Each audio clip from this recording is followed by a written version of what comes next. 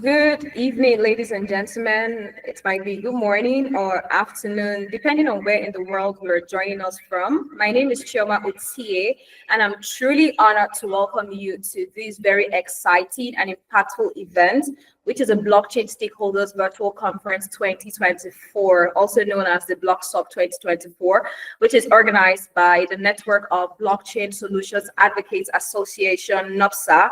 And I'll be one of your hosts for this conference today. So on behalf of our team, I would want to extend a very warm welcome to every single one of you joining here, whether you're a blockchain enthusiast, whether you're a seasoned expert, a very curious newcomer, or someone that's simply keen to explore the immense possibilities of blockchain technology. You are absolutely in the right place. So let me quickly just give you an idea of what the conference will be about. Like you already know, the theme for this edition is the future of blockchain in Africa. And you all agree with me that this is a very timely and transformative theme. And in all honesty, people think that blockchain is just a buzzword, but I think it's way beyond that. It's a powerful tool that is driving innovation, it is driving financial inclusion and economic empowerment across the continent and beyond. So today, gather as a very diverse global community to explore, to debate, and to plan on how we can collectively shape that future. So over the next few hours, we will be diving into the compelling discussions and groundbreaking ideas surrounding blockchain technology, from understanding blockchain's potential for governance and financial inclusion to exploring its role in education, fintech, and wealth management. We have a very robust lineup of sessions and very experienced speakers as well, who will not only inspire us, but also challenge us to think differently. So that is what this event is about. It promises to deliver value at every step. Trust me, it's going to be very informative and captivating. So as we kick off, I encourage you to fully participate. And by that, I mean to ask questions wherever necessary, to share your perspectives, and to make this a two-way exchange of ideas. Together, we have the power to redefine what's possible. So at this point, without further ado, I think I've said a lot. Let's get started. I'll let my co-host introduce himself, and then we jump right ahead into the conversation for the day. Again, thank you for being part of the journey, and let's make BLOCKSOC 2024 an event to remember. Thank you very much. Over to you now, Indomitable. Good evening, good morning, good afternoon, whatever time you're joining us and you're having this moment with us. My name is Mr. Indomitable, and also I'll be co-hosting this with Ms. Choma. And please, a word of advice to complement what Ms. Choma have just said is that please pay attention to every section that we are having in this place this evening, and ask questions when needed, contribute when needed, and be open to learning, be open to learn, unlearn, and relearn some things. And the blockchain ecosystem is here for you, and it's for everybody. It's not for a particular set of individuals, rather it's for everybody on the planet. So I want you all to get set, get ready, and be open to learn, relearn, and unlearn things. And I can't wait for us to become a new version of ourselves at the end of this event. Thank you. All right. Thank you very much, Mr. Indomitable. And without further ado, we're just going to jump into our conversation for today. So we already said it's going to be a really interesting one with very experienced speakers. So we're going to jump right into it now. And to start off this conference this evening, we're going to have a special segment, which is going to be the introduction of the NOBSAA president.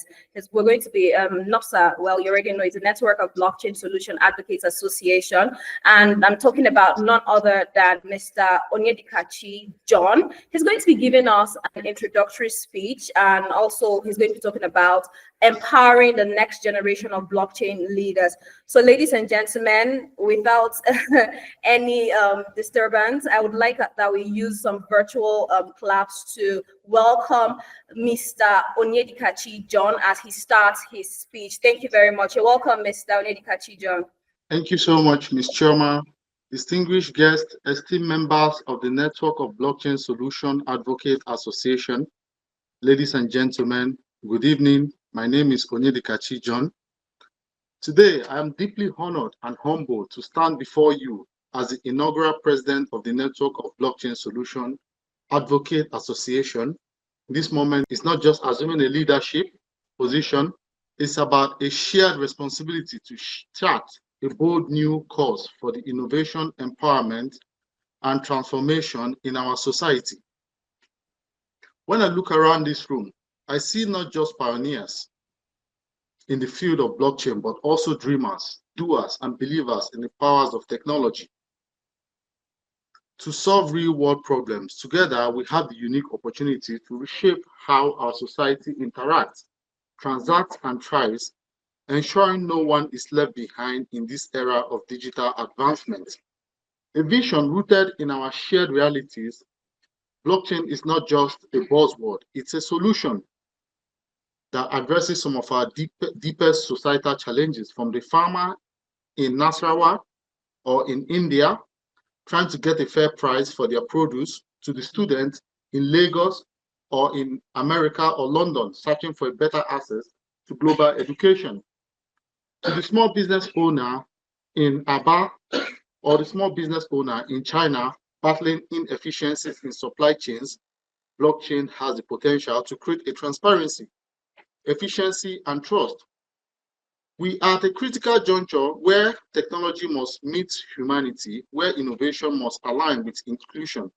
As the president of the Network of Blockchain Solution Advocates, I'm committed to ensuring that blockchain doesn't remain an abstract concept, but becomes a tool that touches the lives meaningfully across all our beloved Nigeria and diaspora. As we embark on this 6-year journey together, I want to lay out a 10 critical projects that will define my presidency. These initiatives are not mere ambitions. They are practical, impactful, designed to address the unique challenge we face as Nigerians and for people around the world. Blockchain awareness and digital literacy drive, that's number one. We'll take blockchain education to the grassroots, demystifying its concept through town hall meetings and radio programs and online campaigns around the world. Two, blockchain for electoral integrity, to collaborate with INEC, which is the electoral body here in Nigeria, to pilot blockchain based on voting systems, ensuring transparency and tamper-proof elections. Number three, agricultural value chain transparency initiative, partner with agricultural cooperatives to implement blockchain for tracking produce, ensuring farmers get fair prices and consumers get quality products. That's when it comes to agriculture. Then four, decentralized finance, financial inclusion programs, DEFIP. Work with fintech companies to create blockchain-powered microcredit platforms for small-scale traders and artisans. Number five, blockchain skills development hub. That's the establishment and innovation hubs in key states like Lagos, Kano, and Enugu to train about 50,000 youths and women in blockchain development and entrepreneurship. Number six, blockchain for public sector accountability. Introduce blockchain solutions for tracking public funds, reducing corruption, and increasing accountability in government spending. Number seven, a cross-border trade simplification project. Simplify cross-border trade within ECOWAS using blockchain to reduce bureaucracy and improve trust among trade partners. Number eight, blockchain for healthcare access. Launch a pilot project for patients' data management, ensuring better access to healthcare while protecting patient privacy. Number nine, energy transition and sustainability. Use blockchain to track renewable energy projects, enabling Nigerians to participate in green energy transitions and carbon credit systems. Number 10, which is not the last but not the least, annual blockchain and innovation summit. Host an annual summit to showcase Nigeria's leadership in blockchain innovation, just like we're doing right now. innovation to attract global investment and highlight local success stories. Ladies and gentlemen, our work is not just about technology, it's about people. It's about ensuring that the mother selling goods in Wuse market, the students in Unilag, and the entrepreneur in Onisha all feel the impact of our efforts. Blockchain offers an opportunity to reimagine trust, rebuild broken systems, and empower people in ways we have never seen before. But this requires an empathy, listening, and deep understanding of the lives we aim to touch. My administration will prioritize partnership with the private sector, governments, academia, and international organizations because we know no single entity can solve the challenges we face alone. So that's why we are bringing this on. As Nigerians, we know for our resilience, innovation, and tenacity. I call for every member of this association to bring those qualities to the table. Let us be advocates not just for technology, but for solutions. Let us bridge the gap between potential and progress. Let us prove that blockchain can indeed transform the lives in tangible ways. So in 6 years, when my time as a president comes to an end, I hope we'll look back not just at the milestones we achieved, but at the lives we've touched, the systems we strengthened, and the trust we rebuilt. As we begin this journey today, let us work together with purpose, passion, and clear vision for the future. May the network of Blockchain Solution Advocates Association shine as light of innovation and progress in Nigeria and beyond. May we build a legacy of impact that will endure for generations. Thank you all, and God bless you all. Thank you very much, Mr. Onyedikachi John. It's really a pleasure to know what you have planned for us and, in fact, the world for the next 6 years. I think it's really exciting. So, ladies and gentlemen, please, with virtual claps, let's appreciate Mr. Onyedikachi John for that amazing speech. And we hope and believe that you'll be able to execute all of what you have just listed. So I think I was quite quick to introduce him, and I did not really read his bio. So for everyone just joining, thank you very much for joining, and it's good to have you here. We look forward to having a really great conversation. But because I skipped reading the bio of the president, I would read it now. Like you already know, his name is John Onyedikachi, and he is a distinguished blockchain thought leader and media executive. And as the CEO of Crypto Street TV, he has been at the forefront of promoting blockchain awareness and education through innovative media platforms. In addition to his role at Crypto Street TV, Mr. John serves as the co-founder and present president of the network of Blockchain Solutions Advocates Association, NOBSAA, a position he assumed from the organization's founder and immediate past president, who is by name Dr. Kingsley Ugochukwu Ekuruke. And under John's leadership, NOBSAA continues to advocate for blockchain adoption and development in Africa, while fostering a community of like-minded individuals and organizations. John's expertise and passion for blockchain technology have made him a respected voice in the industry. He has been instrumental in organizing the BLOCKSOC Blockchain-Based Society Program, a flagship event that convenes stakeholders from across the blockchain ecosystem to discuss the future of blockchain in Africa. That tells you a lot about the individual that we have here, and that speaks to a lot more people that we have here. Like I said during my introduction speech, we have a really experienced area of speakers, and we have lined up really amazing sessions. So at this point, I would like to ask that you indulge us and you take notes, you write down questions, because there are going to be opportunities to ask your questions. This is a very pivotal conversation at this time in Africa and in the world at large. So please pay attention and make this as engaging as possible. So I see that a lot more people are joining in, and ideally, I think we should have started this at exactly this time. This is 8 p.m. Nigerian time or West African time. So wherever it is at the time is where you're joining in, I'll say welcome. Good morning, good afternoon, good evening to you. My name is Chioma Otie, and I'm one of the co-hosts for this conference this evening. And with me is... My name is Mr. Indomitable, and I'll be your co-host for this events this evening here in Nigeria and in West Africa time at this moment. And we'll be doing a whole lot in this meeting this evening. And it's not nice that we'll just be the beneficiary of this knowledge and events alone. So I want to give the next 5 minutes to virtually everybody on this call. Please do your best by inviting people to join this meeting with the meeting link. You can access the meeting link and invite people.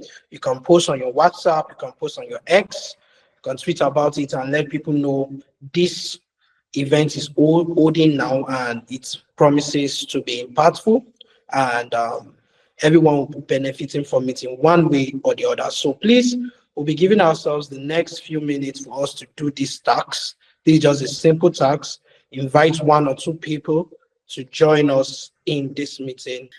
He said we should try as much as possible to share the link to people that you know should be here. Some people might have forgotten, but this is a timely and very uncommon event, so it would not be appropriate that your friends or people that you know that play in this sector miss out on this. So please try to reach out to them. I already see some of the speakers and panelists here, so I'll say welcome to you. I see Mr. Kelvin Jiraji. Thank you very much for being here and being prompt.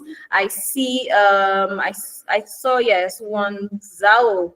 Please, I'm Nigerian and I hope I pronounced your name well. If I didn't, please pardon me and correct me when you want to speak. But yes, I see you and thank you very much for joining and for joining in early. And to every other person that has joined in at this time, I think you're really prompt, you're early, and I'll say thank you to you. For people just joining in, we had a speech earlier by the president of NOBSAA, who is Mr. John Onyedikachi, where he got to talk about his plans as the president for the next 6 years.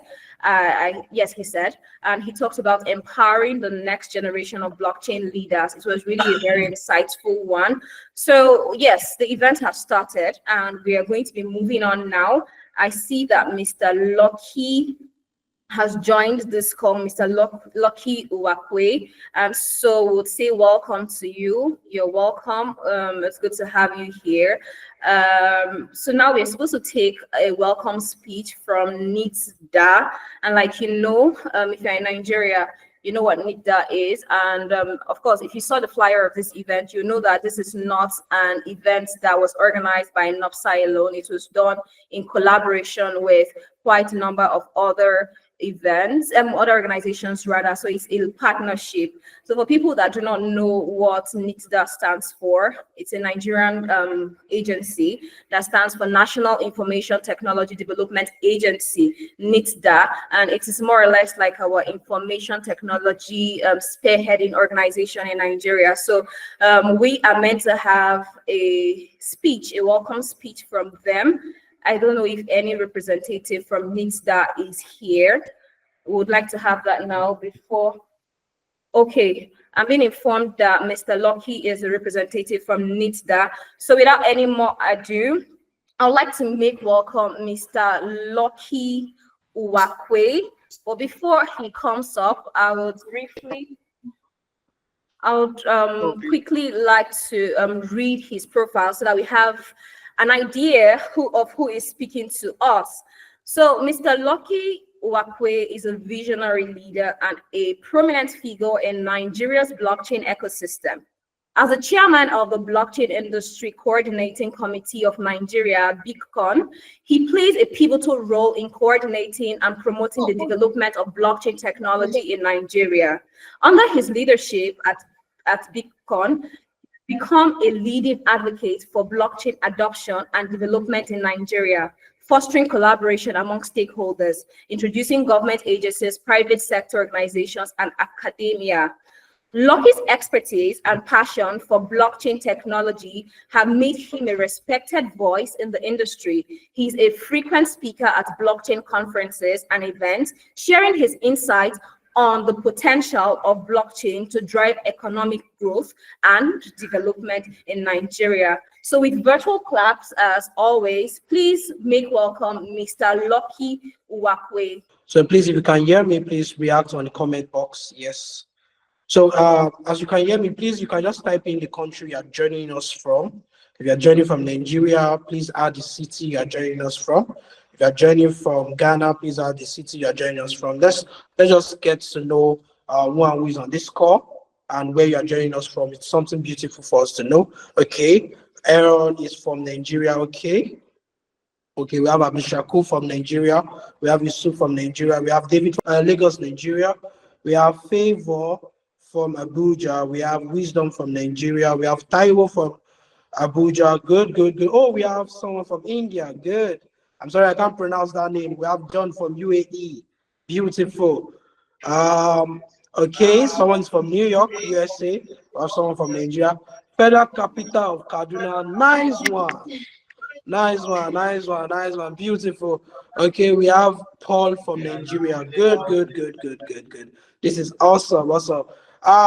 John from UAE, please, let's have a few of your brothers join us. Okay, good. Fatima is here from UAE. Good, good. The person from New York, please, let's have someone from New York join us also now. So it's not be only you. So let's have someone else from New York join us. Okay, good. Someone from India also good. So let's get more people from India. So we're having a rough statistics like 2 people from India. Good. A rough statistic from 2 people from India. So let's get more people. Okay, we have a giga chat here from Nigeria, Abuja. Good. Good, good, good, good. Let's see between UAE, New York, and India who is winning. Currently, India is winning with two representatives here. So let's check. So invite more people, invite your friends. Let's get busy. Let's get busy. Okay, we have more people from Abuja, that is Nigeria. Or more people from Nigeria. Let's get more busy. As we await Mr. Lucky, because Mr. Lucky will be giving us a welcome speech, and also he will be going ahead with his keynote speech where we'll be talking about blockchain regulation and policy as it's paved ways in the digital economy. So we'll be having that talk with Mr. Lucky. Okay, we have somebody from Ibadan. Good. Someone from Ibadan. That's beautiful. We have somebody from Yobe is in Nigeria. Ibadan is in Nigeria. I can say Nigeria is winning now. Where's UAE? Where's India? Where's New York? Please let's get our friends, our family, our loved ones. Let's get everybody on board. We have 41 people on ground. That's good. That's good. And please let's get more. We can do this. We can get more individuals on this call. Okay, Mr. Jam, your hands are up. Why your digital hand? We call it digital hand over here. Mr. Paul, your digital hand is also up. So can you tell us why your digital hand is up in the comment box so we can know if you have a question to ask, or it's just that you are just happy and you're having fun in this meeting with us and your hands are up. So let's get to know. So Mr. Lucky, you have the next 15 minutes to talk to us on blockchain regulation and policy as it paved way for digital economy. You have the mic, Mr. Lucky. All right. Can you all hear me? Loud and clear, sir. We can hear you. My name is Lucky Wakwe, and I am the current chairman of the Blockchain Industry Coordinating Committee of Nigeria, which is a coordinating body for all the respective blockchain communities.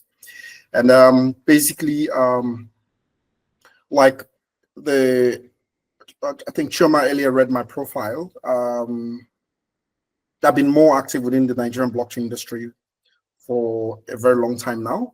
And I've also been part of a lot of the industry growth from a global perspective. I've been part of a lot of different blockchain projects scattered around the world, including the era of the decentralized finance at the early time with Yen Finance, or what they call YFI, at the time, and so many other. But beyond that, my focus have always been around helping to strengthen the blockchain growth within the continent of Africa. And today I sit in the capacity as the current chairman of the Blockchain Industry Coordinating Committee. Of course, it's popularly referred to as Beacon. Beacon originally came as a result of the various blockchain communities coming together to have one voice and also being able to coordinate them. Luckily for us, associations like NOBSAA clearly have shown strength in what they are currently doing. And it's part of why Beacon is here today in terms of supporting them, in terms of my capacity as that of the current chairman. But I would take us through a little bit around regulatory environments within the Nigerian blockchain space. Of course, today we already know that Nigeria, being one of the early adopters, or a country that have greatly shown strength in terms of aligning towards the adoption of blockchain-related products, especially in the area of cryptocurrencies, whether it is in terms of utilizing it for speculation or utilizing it for payment. The adoption rate in the country has been so great and so massive. And if you heard recent reports by the SEC chairman, Dr. Timi Agama, who made it very clear that even before the likes of Donald Trump endorsed crypto, the president of Nigeria had also done the same through his appointment, and also, of course, appointing people who are pro-crypto, basically. And in terms of the general landscape, I did actually prepare a slide around the blockchain regulations. So if you permit me, I would actually have to play a little bit around in terms of my slide, talking specifically around blockchain regulations and policy, paving the way, of course, for digital economy.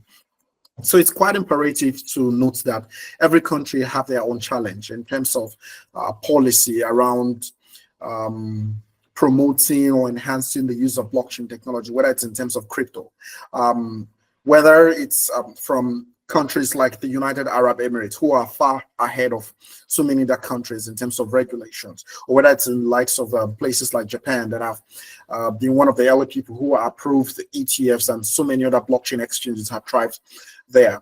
For us as a country, as of today, we already have a policy, or we already have some sort of a framework that is encouraging the use of this technology. I know people will begin to think that what happens to the likes of the case like that of Binance? Does it in any way encourage people to come to Nigeria and play around the blockchain space? Of course. The incident of Binance versus the Nigerian government was just one of the few isolated cases. But from a general perspective, in terms of the regulatory environment within our country, Nigeria, there have always been growth, or will I say progress, from the days of the past two previous directors down to the current director who have identified himself as a crypto enthusiast, someone who wants to try out and play around the crypto space. And even before he became DG of the SEC, he had always shown keen interest in terms of learning and getting to know what is happening within our space. That is for the current DG. So Nigeria as of today have a framework, or have a policy, a framework in place to guide each and every one of us, whether it is a foreign company or whether it's a local company. There is a framework in place supporting the use and the participations and the business environments around blockchain. The policies, of course, or the framework as it stands today, have not been a total blanket check for everybody to just complain. But for a great number of persons who have applied, they've mostly been granted. And currently today, there are at least about 8 entities that have been provided or given some sort of approval in principle for them to participate or partake in the business of blockchain from a formal perspective. While there are not necessarily framework or policies for individual persons who want to either utilize the technology or utilize them for the sake of trading, especially for those who trade cryptocurrencies.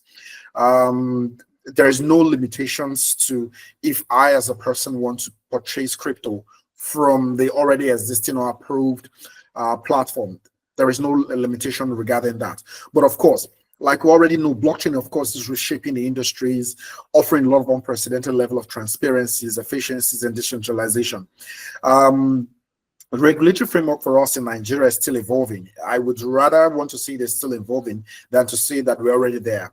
The reason I see that is because there have still been some pockets of fines here and there for people who have either utilized crypto for the sake of performing some sort of activities that mirrors that of Bureau de Change, right? But of course, in the country, blockchain ecosystem is one that is burgeoning. The nation, of course, is adopting a sort of diverse regulatory strategies. When we even look at how we can adopt or international best practices from the side of stakeholders, we've seen that the current SEC have apply some sort of harmony between what we have out there and what we currently have in Nigeria. Mind you, Nigeria also became the first country to approve or create the use of central bank digital currencies known as CBDC from the side of Africa. So when you look at from the side of Africa, Nigeria stands tops when it comes to policies or adoptions in terms of crypto related stuff. And when you also now look at how robust our policies are in comparison to other countries, when you put us in par with the likes of United Arab Emirates, clearly United Arab Emirates is it's far ahead. But from the side of the African space, Nigeria is between the top 3 countries when it comes to policies. When you look at places like South Africa that have already done some sort of massive work in terms of giving over 27 different licenses as of today, or even not even more. Then you look at the countries like Botswana, they've already done well. Botswana being the first to even provide such kind of license to platforms like Yellow Card. I think Yellow Card operates with that of their Botswana license for a greater part of the operations until recent, before they got another one from places like South Africa. So Nigeria, South Africa, Botswana, and I think Mauritius. These 4 countries have really done well when it comes to framework or shaping the narrative or the landscape conversations around it. Of course, there's an importance of harmonizing these policies just to give us the best value.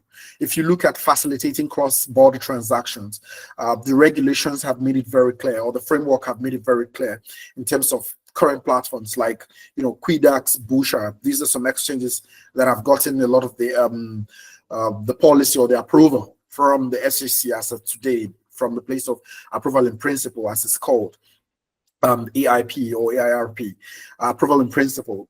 And they are sort of giving some sort of the license to operate and facilitate cross-border related transactions as a platform. And Nigeria as of today have that in place. So for new players or for those who are listening currently in these events today, you have it at from a reliable piece of information that the Nigerian framework or the Nigerian policy approves of this kind of operation, especially when you are an exchange applying for the sake of utilizing your platform for cross-border related stuff. This is also necessary. Another important aspect of why it's necessary for us to have a much more harmonized policies in terms of boosting investors' confidence. Like I did start with my earlier presentation, I said that the Binance issue was one of the few cases where people would be a bit worried, knowing fully well that that they had a little bit of challenge in terms of understanding where Nigeria stands. Is Nigeria a country that is pro blockchain or pro crypto in general? And if they are, why are they witch hunting the likes of Binance? Of course, like I said, that case was a bit peculiar in its own fashion. I may not want to go into details in terms of why they chose to do why the government chose to do what they had done at the time. But from a general perspective, the Nigerian landscape in terms of crypto and blockchain is still positive, is still welcoming, and a lot of persons who want to play in that field are mostly welcome. Of course, another important aspect of why harmonizing the policies for Nigerians is very necessary is in terms of preventing regulatory arbitrage. A lot of platforms, especially in the early days before crypto became a big thing, people played around with a lot of regulatory arbitrage because there were a lot of loopholes, people utilized them. And you could see the likes of the US SEC at the time, they ensured that couple of fines were melted out to a lot of persons whom they felt had fallen foul of the rules, even though at the time the rules weren't as clear as it were in today's landscape. So it's also important for us as a country to ensure that regulatory arbitrage are not necessarily taken advantage of and in turn hurting our own economy as a country. That's why harmonizing the policies are also very necessary. And of course, another important aspect in terms of the policy side of things for Nigeria is ensuring that we're able to balance innovation and compliance. The current framework in terms of Nigerian blockchain policies from that of the SECs to ensure a risk-based regulation. They've, of course, prioritizing oversight for activities with higher risk, while also ensuring or fostering innovation. I did mention earlier that the current Security and Exchange Commission DG is a crypto enthusiast. He identified as that in the last event, even while he was speaking in one of the events in Morocco. And of course, the risk-based approach is necessary, not just even for us as an industry, but for a nation in general. So that's why it's important that the Nigerian current blockchain framework from that of the SEC ensure that risk-based approach are followed while encouraging or fostering innovation. We also have another important point, which is in the area of the public-private partnership. If you look at the people that have been given the current SEC license as of today, a lot of them have had these sort of collaborations between public-private partnership in terms of government or in terms of private sector participants who want to collaborate and build products. I remember a friend of mine who's also one of the, whose company is one of the beneficiary of that license. I have come from the side of ensuring that people who want to raise funds for their projects from the Nigerian ecosystem can do that on their platform, whether it is in terms of tokenizing real world assets. They are able to take advantage of these platforms and raise funds in particular. You cannot achieve such level of growth if the policies were not necessarily fostering innovation, and this what it is today. And of course, there is another aspect of the policy which is focused around sandbox and pilots. Like I did mention as well, I said that the approval as of today is some sort of an approval in principle, which means people are still allowed to play around with some sort of risky nature of the industry, but under the guidance and supervision of the regulators, in this case, SEC. That's one of the things the Nigerian policies have done. Transparencies and dialogue are one important aspect which we've always encouraged out of SEC to do. And it has really gone a long way in terms of ensuring that the Nigerian crypto or blockchain industries are not left behind in any way.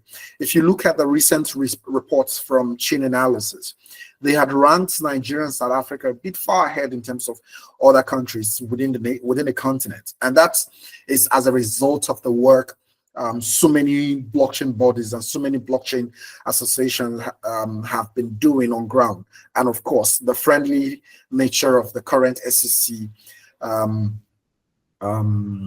boss, who have identified, of course, himself as a crypto enthusiast. And of course, let me talk as well a little bit in terms of the blockchain industry. Our role in terms of shaping the landscape for policy have always been one of advocating for the right choice of policy. Even in the recent event of Nigeria versus Binance at the time, we also ensure that our advocacy and policy aspect of things were continuous in the entire process. We never stop, both in terms of encouraging the government to resolve the issue as quickly as possible. That's one important aspect of what we do in the Blockchain Industry Coordinating Committee of Nigeria.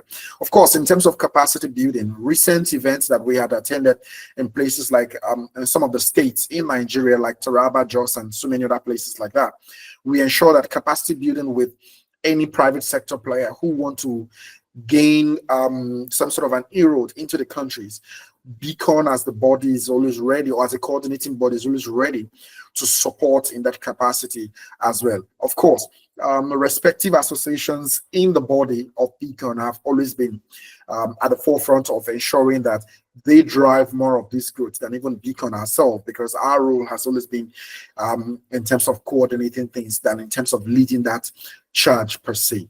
And in the coming years, one of the things we intend to achieve is also in terms of standard development, because it's necessary that as people come into this industry, as people come into the Nigerian blockchain space, they want to know if there are certain standards that needs to be adhered to in the course of running a business or in the course of participating in the industry.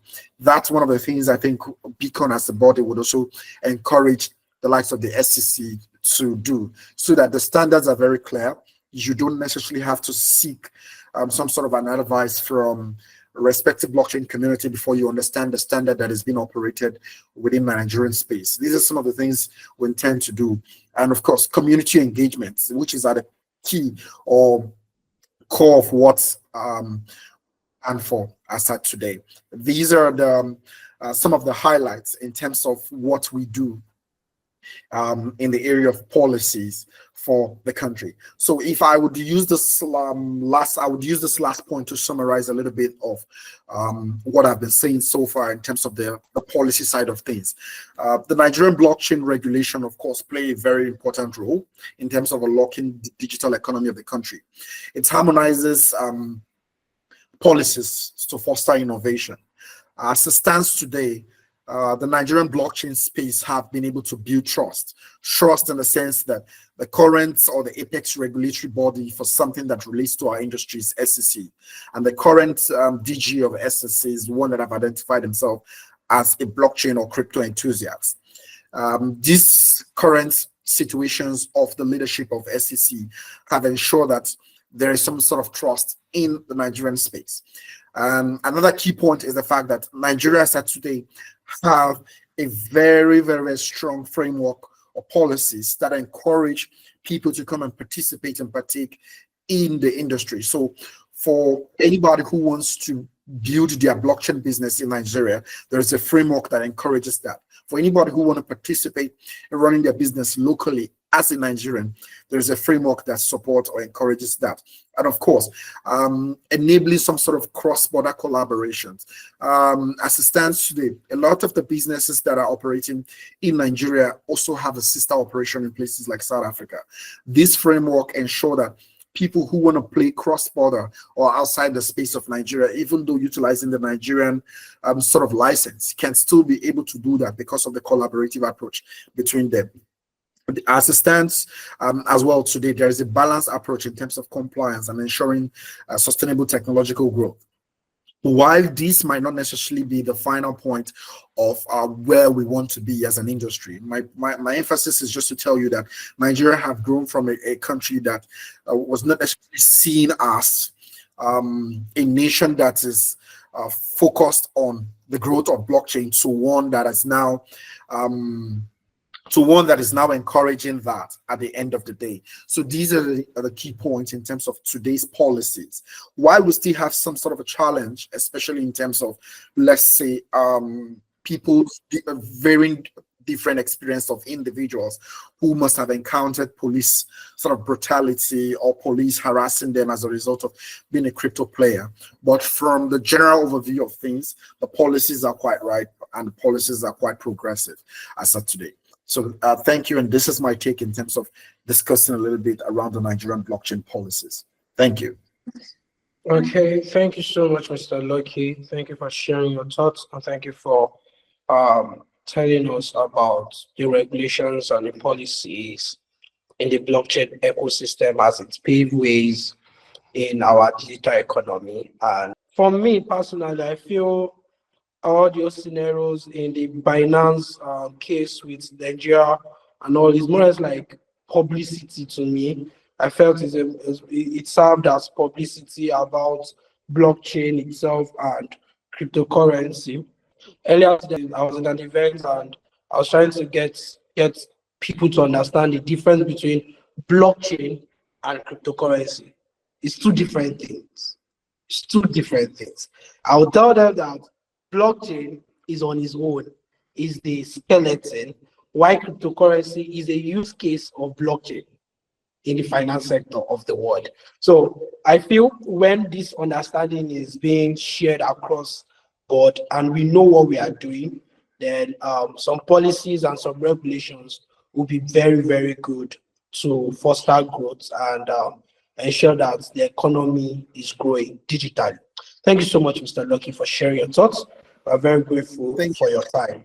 Yeah, thank you so much. I appreciate it. And just to also add, my attention has been drawn that my other colleagues from the Beacon are also here. It will be nice that I'm able to mention that Chuta Chimeze, the vice chairman of Beacon, and also the current head of the National Blockchain Policy Steering Committee is here. I would have acknowledged their presence before my speech, and as well as the advisory board chairman Adiolu Fadele, who's also the founding chairman of the Blockchain Industry Coordinating Committee as well. I'm not sure of any other persons from Beacon who are here, but this is just to say that my attentions have been drawn that they were also here on the very program. So thank you. Thank you very much again, Mr. Lucky Wakwe. I think that was a really amazing presentation, and you set an incredibly amazing tone for the conversation this evening. So thank you very much. And I utterly agree with a lot of the things that you said. And I know one thing for certain is that the adoption of new or novel ideas is usually very slow, but with time and with constant practice, people will get to accept it even more. And that's why I appreciate so much work that we do here at Crypto Street TV. We get to sensitize people and create awareness and educate them about cryptocurrency and blockchain technology. And it's interesting to know that in the 2024 Global Crypto Adoption Index, Nigeria falls as the second. And that's why I'm really interested to know that you mentioned a lot of happenings around the world of cryptocurrency here in Nigeria, because they are a very critical player in this sector. So thank you very much. That was a really data-driven and very amazing conversation. So without further ado, we're going to be moving on to the next session, which is going to be the panel session for this evening, the first panel session. We will be having two panel sessions, so we'll be starting off with the first one. But then before I do that, I'm being notified that a honorary fellowship member of NOBSAA is here. Though he would not be speaking, but it's very important that we recognize him. He is Rahul Singh. He's a director of Swaraj IT Solution, and he has over 7 years of experience in the IT industry as a project leader and solutions architect on different global companies. And now he leads the Swaraj IT Solutions and manages a team of developers working on blockchain-based applications and software. So Mr. Rahul, if you can hear me, you're welcome, and it's good to have you here. All right, so with that out of the way, we're going to jump right into the panel, the first panel session, which is the panel session on blockchain for financial inclusion in Africa. And we're going to be having three very experienced individuals on this session. And they are by names. First, Mr. Chuta Chimezie. We have Alejandro Mandujano. And lastly, we have Mr. Kelvin Giraji. So very quickly, just so we have an idea of who these people are, I'm going to briefly read through their profile, and then we jump right into the conversation. So I'll start with Mr. Chuta Chimezie. He is a highly respected and influential figure in Nigeria's blockchain ecosystem. As the Vice President of the Blockchain Industry Coordinating Committee of Nigeria, BCON, he plays a pivotal role in shaping the country's blockchain agenda and promoting its adoption. Chuta is also the founder of the Blockchain Nigeria User Group, BNUG, a community-driven initiative dedicated to promoting blockchain awareness, education, and adoption in Nigeria. Under his leadership, BNUG has grown into one of the largest and most vibrant blockchain communities in the country. With his vast experience and expertise in blockchain technology, Chuta has become a sought-after speaker, advisor, and thought leader in the industry. He is passionate about harnessing the potential of blockchain to drive economic growth, innovation, and development in Nigeria. I think this is a good place to give some virtual claps for Mr. Chuta Chimezie. And I'm going to be reading out the profile of the next panel session. Like I mentioned, we have three panelists on this particular session. The next panelist whose profile I'll be reading is Mr. Alejandro Mandujano. He's a highly respected and accomplished professional in the blockchain industry. As a director of blockchain operations at the Government Blockchain Association, GBA, he plays a crucial role in promoting the adoption of blockchain technology worldwide.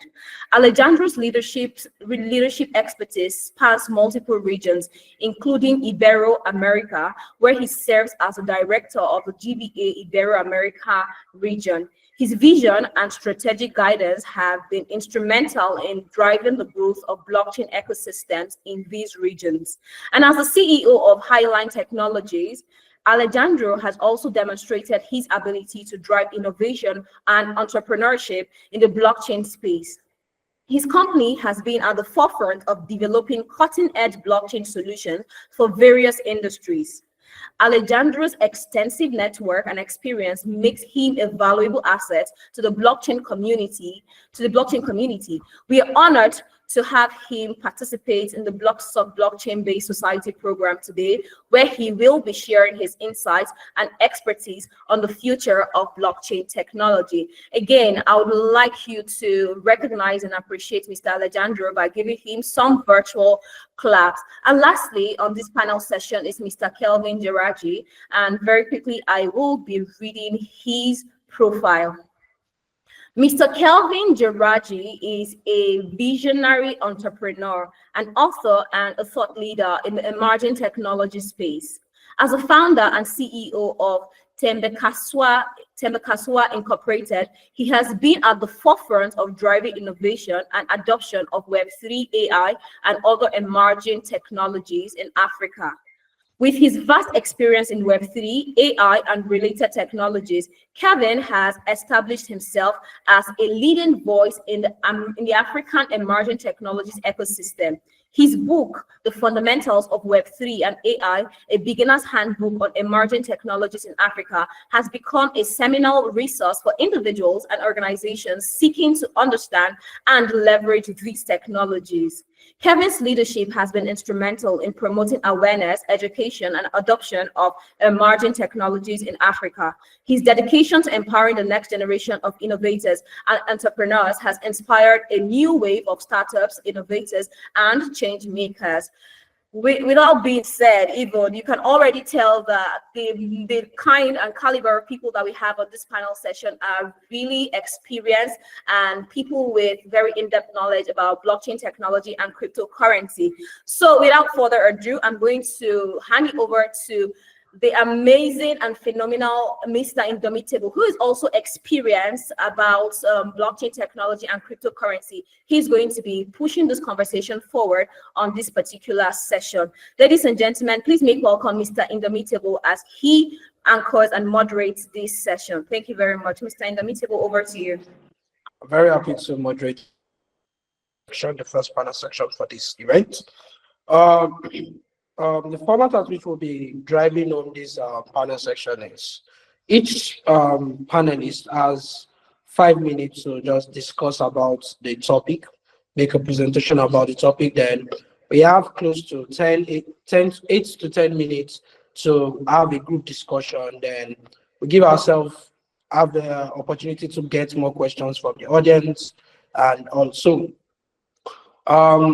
we'll be having the section, and once my hands is up, it definitely means please round up. You're already out of time. And with this format is what we'll be using throughout this meeting. Once my hand is up or Chioma hand is up, it definitely means please round up. You're already overshooting. I believe we are good at this. So, Mr. Chucha, you'll be going up first. Then Mr. Alejandro, you'll be going up second, and Mr. Kevin, you'll be going up third. So what we'll be discussing in this panel section is blockchain for financial inclusion in Africa. Blockchain for financial inclusion in Africa. And I'm so much interested in this topic, and I so much have a lot of questions to ask our panelists. So please, we'll be having Mr. Tuta. Please, your time start now. Please, the mic is yours, Mr. Chucha. Good evening, everyone. Good. And thanks to the organizers of this event, the leadership of NOBSAA, and all the participants that took out time to log in to this virtual conference. I really appreciate the opportunity to be here and also be able to share my thoughts with you guys. I've been in the blockchain space for a pretty long time. I mean, long enough to know how this industry has really disrupted and transformed the entire financial system, not just in Nigeria, but across Africa and even the world. One of the things that gets readily in mind when you talk about the innovation of blockchain technology is cross-border payments and remittances. A few years ago, for you to send money to someone in East Africa from Lagos, Nigeria, it will take a minimum of 5 days before that person will get that money. And if someone wires money for you from the US to Nigeria, it will take you a minimum of 3 days for you to be able to get that money. And aside from the slow nature of such transfers, it's also expensive. People pay between 7 to 20% in terms of remittance fees. But a few years ago, we started seeing the innovation of blockchain technology, which completely cuts down the transaction rates, the transaction time, and also broke down the walls of countries that usually stop us from having this kind of free flow of financial transaction. So in the forefront of what and how blockchain is transforming and innovating the financial sector in Africa is remittance and cross-border payment. Most people in Nigeria or in generally across Africa, we have family members working in Europe, working in America, working in China, and so on, just to be able to help their loved ones, family members that are back home in Nigeria. And now it has become super easy for you to work in any of those places and send money. People are innovating massively. I was in an event on Wednesday this week, and I met a project team that is able to send USDT straight to a wallet address, and that money will be deposited in the individual's bank account in split seconds. And I really thought that was a very innovative solution that they are building there. So if you look at the impact that this has had, even in traditional financial system, you see that most of them has even innovated. Most of them have even chosen to rebuild and rebrand and reposition their products. Then let's look at the other part, which is another important area that is making impact in Africa. And nobody would deny it. When it comes to trade, it is very easy now for people to trade across Africa using either Bitcoin or USDT or stable coins to make those transactions. I mean, this is massive. This is massive. So when you mention some of these key areas where we're seeing this transformation, you see that the more people trade, the more people transact, it increases wealth. It creates opportunity for people to have access to the financial market. But let's also look at on individual level how blockchain is also enabling people to have access to finance.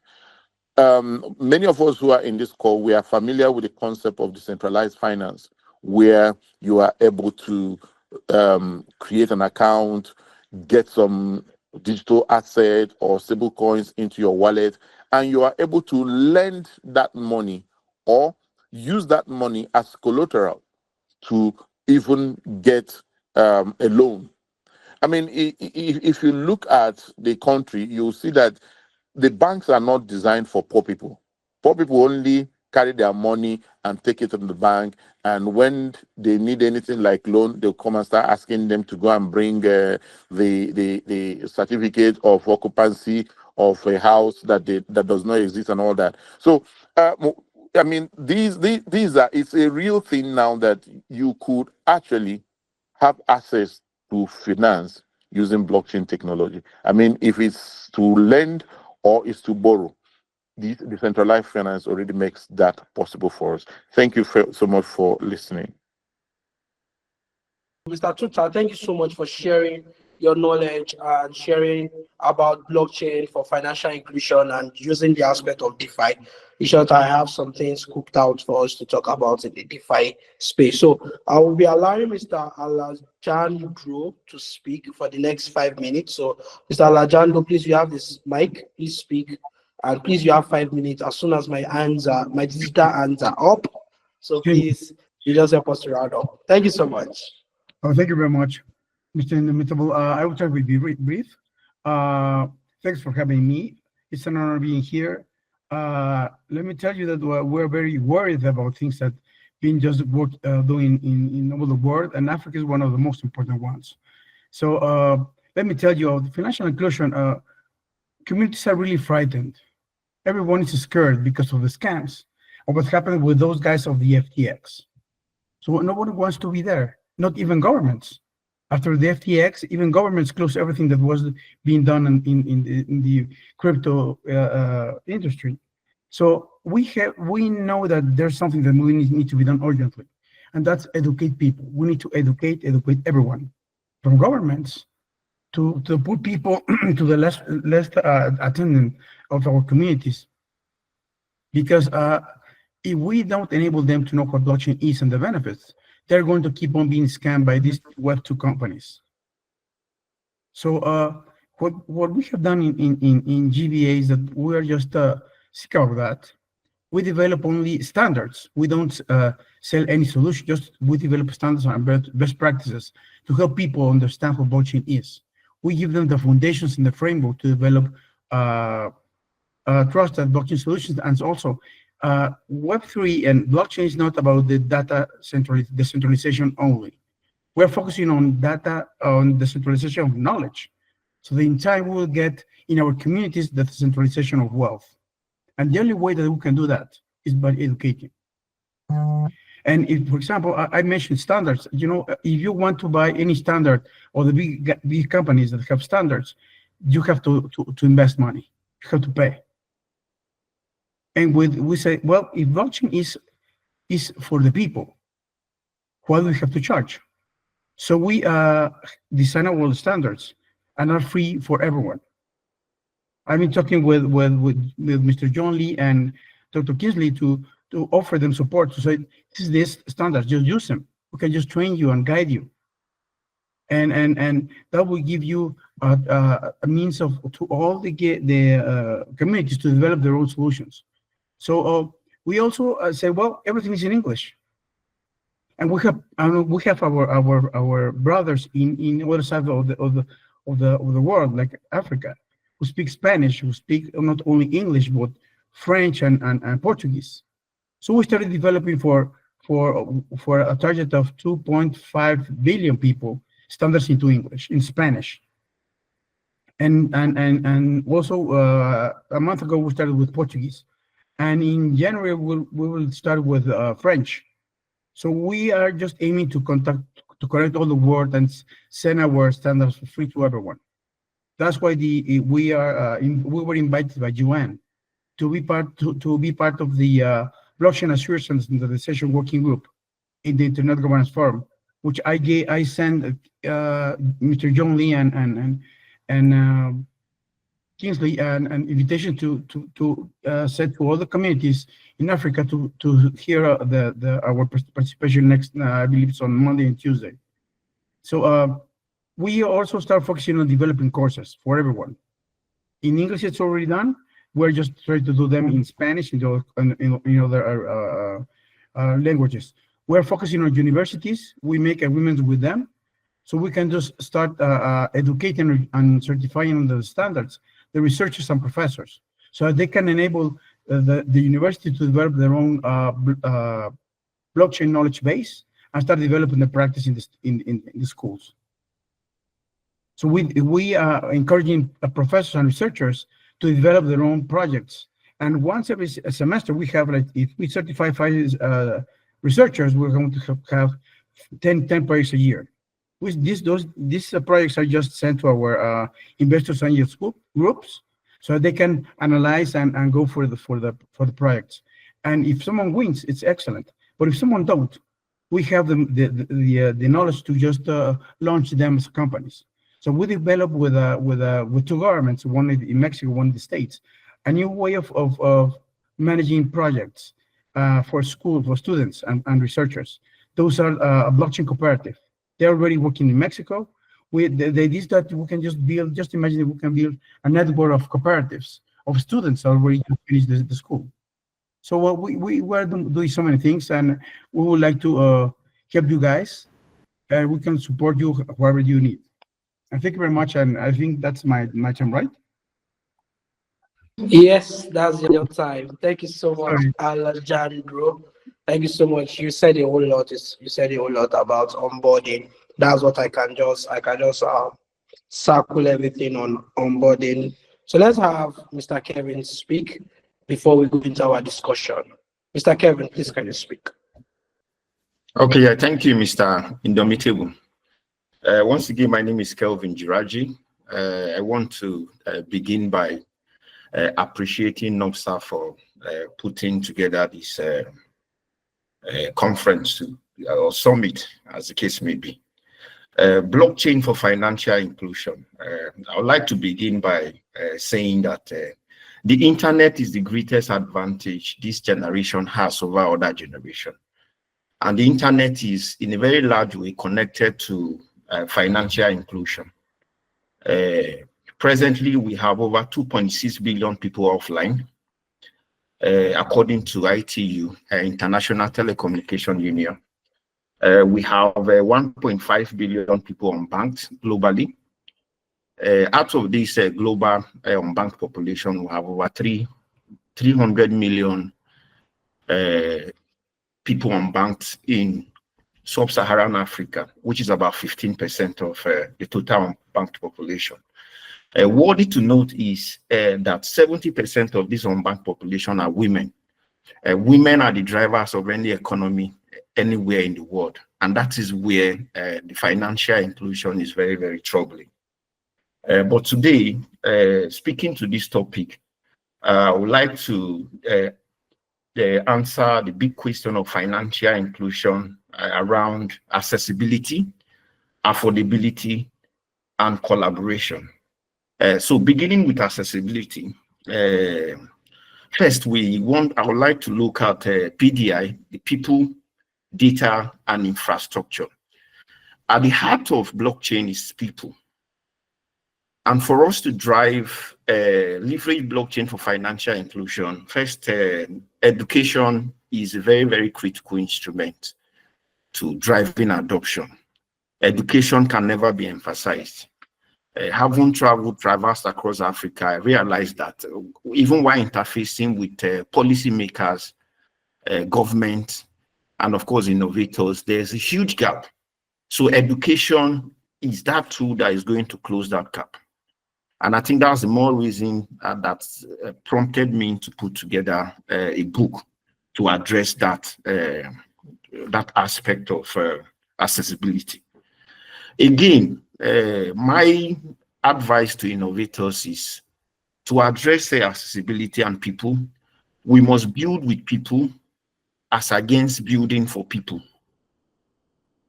And cryptocurrency has been very, very helpful around driving accessibility, because it has created an enabling environment for everybody to thrive. And I believe that in the future, use cases that are driven by tokenization will go a very, very long way in driving financial inclusion on the continent.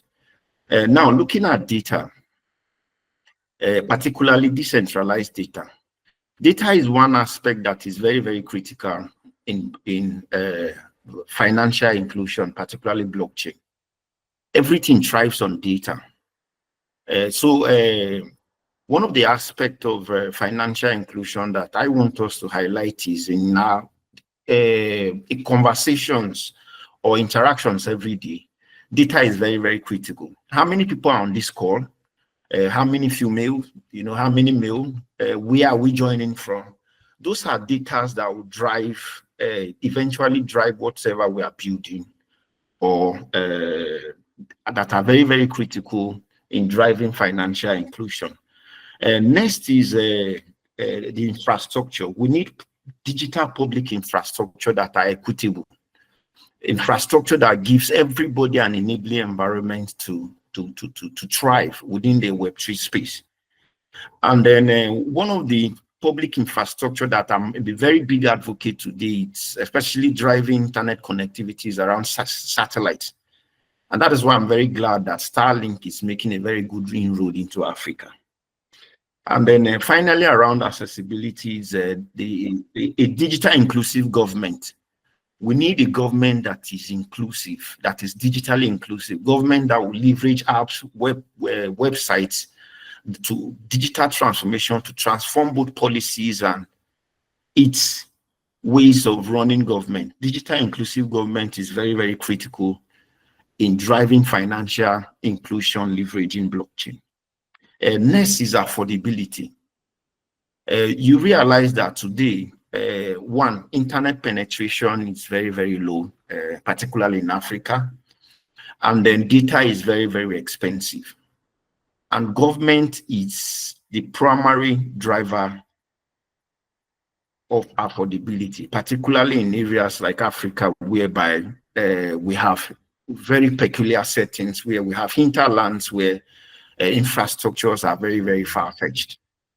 So I was excited that NIDA is on the call. I don't know if there's any representative capacity. Affordability is very, very critical in driving financial inclusion, leveraging blockchain. And finally is around collaboration. I like what Lucky said, Lucky Wakwe said around the activities of Bitcoin. There's little that we can do alone. We need to come together to collaborate. All the associations driving or advocating for the adoption of blockchain needs to be synergy. We need to come together. There needs to be more collaboration. There needs to be more interface.